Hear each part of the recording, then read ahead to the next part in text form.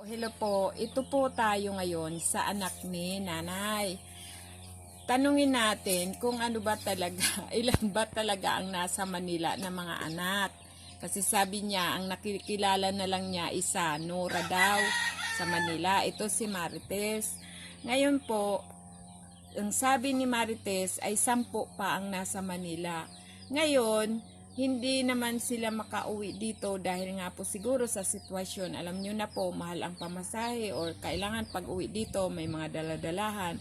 Tapos po, kung umuwi sila dito ng lahat sila ay walang matuluyan na bahay. So, yan ang isang problema kasi nga po yung kubo niya ay maliit lang. Pwede isang pamilya na umuwi, dumalaw sa kanya. Yun nga, inaasahan niya na may dadalaw sa kanya, uuwi daw yun, yung Nora yata, kasi parang yun na lang ang kilala niyang anak. Sa dami ng anak niya, yun na lang ang natatandaan niya. Pati itong si Marites. Ito si Marites. Ayan. Ano nga ba talaga, Marites? Ano ang kalagayan ng mga kapatid mo doon? Lahat ba may trabaho? Meron naman sila dito na trabaho, construction. Sa construction kasi ang mga trabaho. So, siyempre, isipin natin kung gaano ang pamumuhay sa Manila. Mahirap kung ano lang talaga, maliit ang kita. Kaya, wala silang dito, panahon na makauwi na. Ano ba? Kasi pamasahe na lang, mahirap talaga. So, ganyan, construction. Tapos, ang iba ay hindi naman nagtatrabaho yata, umaasa lang din sa mga asawa, yung ganon. So, ayun. Tapos po, ito, nandito na po si nanay. Pumunta po dito. Ayan po siya. Oh. Opo, nanay. Ayan po siya. Si nanay. Ayan, pumunta na po dito. Sa kabilang bahay ito, bali sa anak niya. Ayan po siya. Ito po si nanay. Bali po, si nanay pala ay 80 years old na. Ay wala pa rin pala nakukuha na senior pension. Ay ewan ba kung bakit wala siyang nakukuhang pension para sa mga senior. So, hindi ko po alam kung ano ang patakaran dito dahil bago nga lang po ako umuwi dito. So, ito si nanay, wala siyang pensyon para sa 60, yung sa mga senior ba? Kasi mahirap naman po siya. Dapat mayroon po siyang allowance para sa kanyang pangtustos sa araw-araw dahil nga po, Siibol na rin. ano na po siya medyo na paralyzed po siya, mild stroke po. So, kung lumakad siya, pilay-pilay na, tapos ayan, wala po siyang pensyon. Hindi ko po alam kung anong dahilan bakit hindi siya napasali o hindi siya isinali sa mabibigyan ng pensyon. Kaya nga po, heto ngayon, siguro, dahil nga po nakita ko na ganyan ang sitwasyon, magbigay po ako ng konting tulong para po mayroon siyang panggastos-gastos po sa kanyang pang-araw-araw. Minsan po, pupunta ko dito, magdala ko ng groceries para po may may panggatas, pangbigas, pangulam. Kasi nga po, wala po siyang inaasahan. Itong anak niya po, wala din naman trabaho. Dito siya nagtatanim-tanim po ng mga gulay para nga po makabenta pag mag-aani na. Ang inaasahan bali, yung asawa niya. So, gasino naman din kung iisa lang ang aasahan. Siyempre may anak sila na pinapag-aral. So, kumbaga, may tulong din naman na malaki para sa kanya kasi nga dito siya kumakain. Yan po ang ang kanyang buhay ngayon. So, sana po mabigyan siya ng pensyon habang nabubuhay pa po siya. 80 years old na po siya. Umpisa pa man pag 60 niya, hindi siya nakakuha ng pensyon. Yun po yung ating aasikasuhin kung sakali magawa ng paraan na mabigyan siya ng pensyon. Yun po. Sige nanay, asikasuhin natin ang pensyon mo. Sige po. Sino ba ang imo natatandaan na lang ang imo mga bata? Ano? Ang imo mga bata ba? Ang panganay ko si Orleto. Sunod naman si Dingding. Oh. Kaya ba, si Marites, si Nikay. Oh. Sunod na eh. Oh. Si Lalong. Meryong. Si Joel. Si Muludoy. Mm. Si Peryong pa nga yan. Mm. Peryong. Mm. Si Muludoy. Joel. Si Ningay, 11. Mm.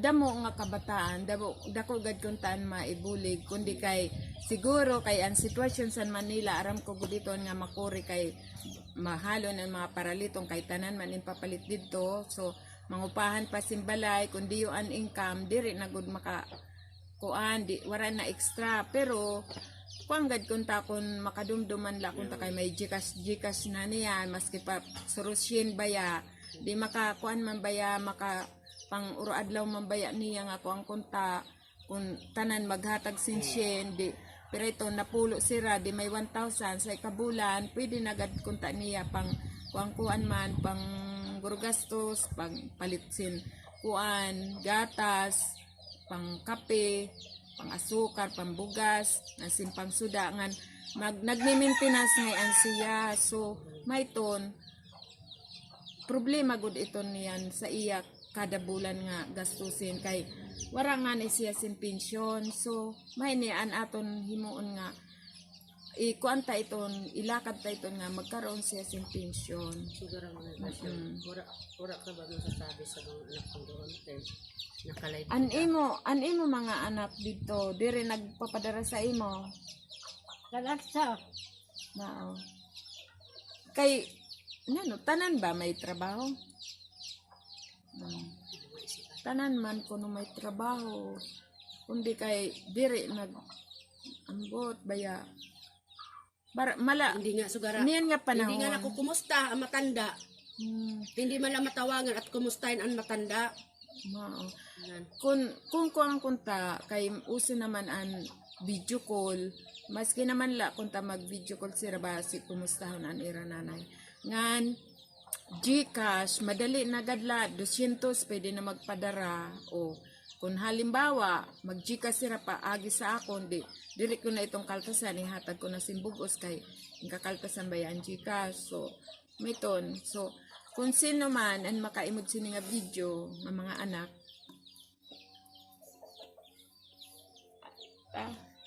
putulon ko na lang na may ni siya naguro ingkod siya danay nagtatanom-tanom pa kay nakakaya pa man siya magtanom pero maluya agad. Pero na ba ang edad mo? 80 na. 80 ka na, mao. Oo. Pero maupay pagad kay nakakuang paghihapon nakakiwa pa kay aram na niyo an kuan tawag sini.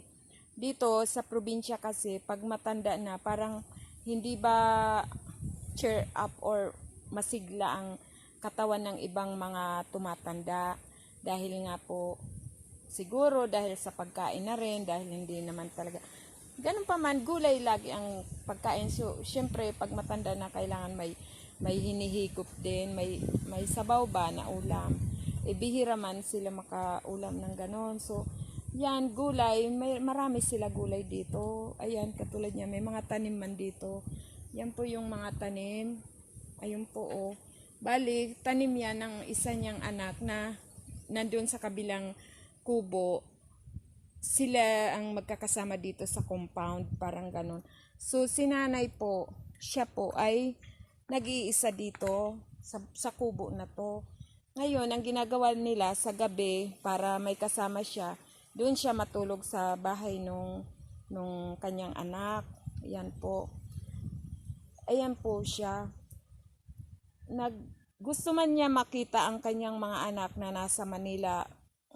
Ngunit siguro din kasi mahirap talaga magbiyahe papunta rito sa probinsya. Malayo po kami. So, siyempre kailangan may baon na pera or whatever na kailangan para pasalubong. Kaya hindi nila nakukuhang umuwi ng agad-agad dito sa probinsya. Ayan po siya. Naghihintay sa mga anak niya na sana maalala siya may umuwi sa kanila. Yan po. Okay ka lang naman. Okay ka lang. Maski Oo. sayo ka la, dide. Ano ulit? di mo to sira. Mao. Kaya lang matagal na hindi umuwi. Oo. Mm, Pagkagabi din ako para berde paghigda. mao.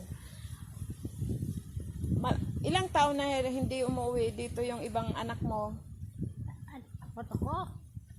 Ang tanan nga anak mo. Lahat. Papado. Lahat ng anak mo. Ilan pa bang nasa Manila? 11. Sila lahat? Mga buhay pa? Ay, Aba, sa dami ng anak ni nanay. Iisa, pasalamat dahil may isa o dalawa yata dito. Kaso ang malapit siya dito sa isa dahil nandito nga sa compound na to nakatira. Malaki-laki din naman itong uma na to. Natatawag na uma or bukid dahil nandito na nga po sa maraming puno. Pero malapit lang po ito sa bayan. Walking distance, pwede naman.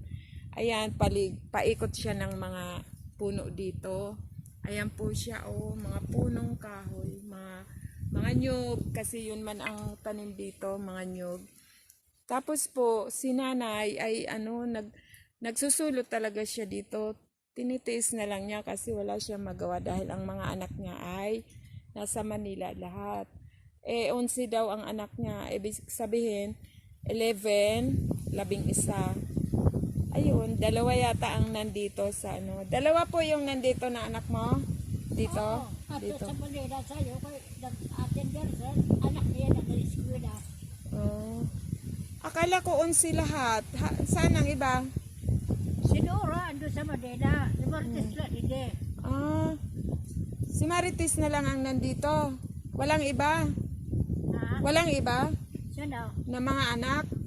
Wala. Ang malalaki. Oh, pasensya na po kasi medyo mahina Wala yata ang sinasanay. mahina ng kanyang pandinig. Tapos, ayun, medyo siya, yung, dahil 18 na nga po ang edad niya. So, medyo malayo na minsan ang sagot niya.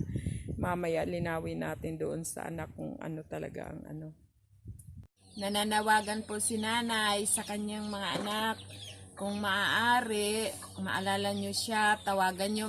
Alam nyo naman po, may cellphone yung kapatid ninyo dito na kung gusto ninyo maka-video call or magkumustahan para po kahit papano habang nabubuhay pa ang nanay nyo, makita nyo siya. Makipagkwentuhan kayo kung mahirap man ang buhay, ganyan talaga pero dapat may paraan kayo kung paano masuportahan nyo kahit pa konti-konti. Ngayon po, may GCash po ako. Pag ipadala ninyo sa akin. Kung gusto niyo po, mga nananawagan po si nanay, ako na po ang magsasalita para po sa kanya dahil po hindi po siya makatuwid na po ng pagsasalita. Ako na po ang mananawagan na kung sino man po ang nakakaalala sa kanya, ay magpadala po sa GCash. Ilalagay ko po ang GCash ko. Tapos po, maski na magkano, kung 100, pwede na po yan at maipon man sa inyong mga magkakapatid, ay ibibigay ko po sa kanya ng walang bawas po. Dahil po, para may panggastos po siya. Sa ngayon po, napunta po ako dito, wala po akong dalang grocery. Pero po ako sa kanya, magbili ako sa kanya pagbalik ko po dito. Ayan po. Sige po, maraming salamat.